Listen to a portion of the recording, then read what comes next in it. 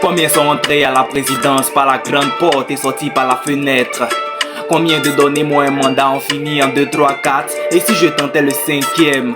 Quand ils sont dans l'opposition, ils combattent la dictature. Quand ils arrivent au pouvoir, ça devient eux les dictateurs. Je fais pas l'apologie de l'opposition, non plus du parti au pouvoir. Je suis pas un détracteur. Je veux juste parler aux Africains, leur faire comprendre que l'Afrique peut retrouver sa splendeur. Par rapport à la quête pour le rayonnement de l'Afrique, qu'est-ce que tu décides? Être un artisan ou un spectateur? Le nègre, le pouvoir, comme relation, y a pas plus toxique. C'est pas si c'est le modèle de mandat et tu bouges qui est parfait pour l'Afrique. Où le problème, c'est nos élites qui dès qu'au pouvoir ils goûtent se disent et si je devenais l'unique propriétaire de la marmite. Le nègre, le pouvoir, le nègre, le pouvoir, le nègre, le le nègre, le le nègre, le pouvoir, le nègre, le pouvoir, le nègre, le nègre, le nègre, le pouvoir.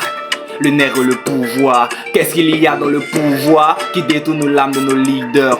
Quand ils sont pas au pouvoir, qui sont différents, ils nous font croire d'un avenir meilleur. Ils nous parlent, or leur volonté c'est combler le leur. Soif de gloire, jamais ils se lassent de se faire appeler son excellence, qui peut-être le capitaine d'un bateau qui fonce tout droit sur un iceberg. Il existe deux types de dictateurs. Le dictateur conscient, ayant l'aura et le charisme pour, il influence la masse, la manipule pour obtenir son soutien. Une fois qu'il l'a, il retire son masque, montre son vrai visage. Un visage qui fait très peur. Il y a aussi le dictateur inconscient, n'ayant pas l'oreille et le charisme du précédent. Il convainc des militaires afin qu'ils prennent des armes. Il commandite des coups d'état, mais son pays a feu et à sang, instaurant un climat de peur et de larmes. Ces gorilles volent, violent, égorgent hommes et femmes. Et tout ça pourquoi? Parce qu'un nègre a soif de pouvoir.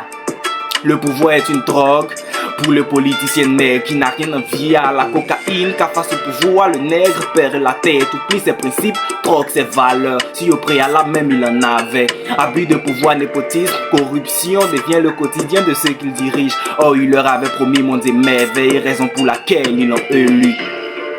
Le politicien nègre semble être incapable de développer un rapport sain avec le pouvoir. Si vous avez remarqué tout au long du texte, j'ai dit nègre et non africain, car nous ne savons pas régner. Et ne pas savoir régner, c'est savoir être uniquement qu'un esclave.